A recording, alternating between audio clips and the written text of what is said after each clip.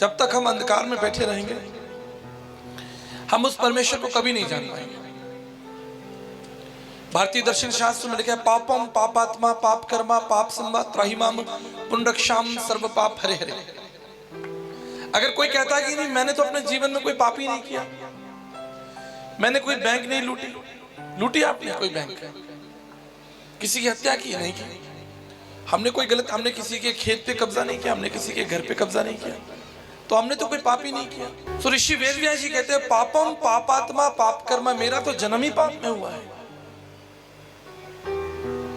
तुलसी याजक आए के कौन भयो समर्थ, कंचन पे कुंचन किन्ना पसारो हाथ। संत तुलसीदास जी ने कहा, इस संसार में कौन हुआ कि जिसने पाप नहीं किया।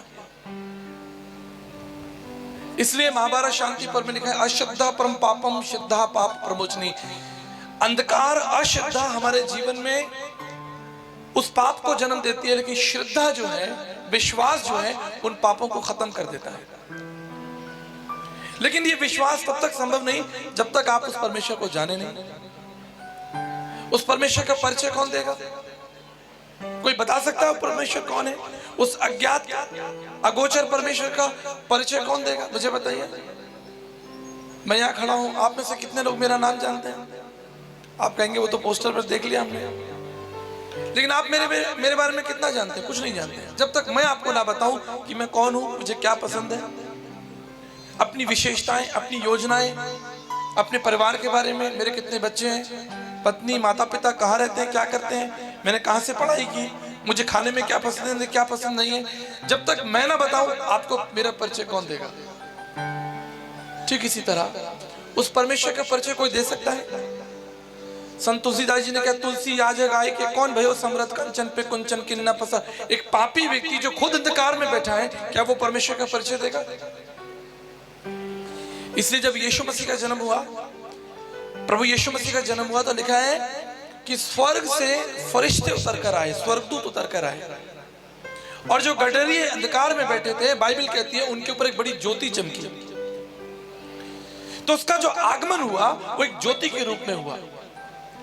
प्रभु यीशु मसीह संसार में ज्योति के रूप में आए। और ज्योति कितनी जरूरी, हमारे बच्चे जानते हैं, जो लोग बच्चे पढ़ाई करते हैं, आप जानते हो कि सूर्य का प्रकाश जो पृथ्वी पर आता है तो वो कितना जरूरी है।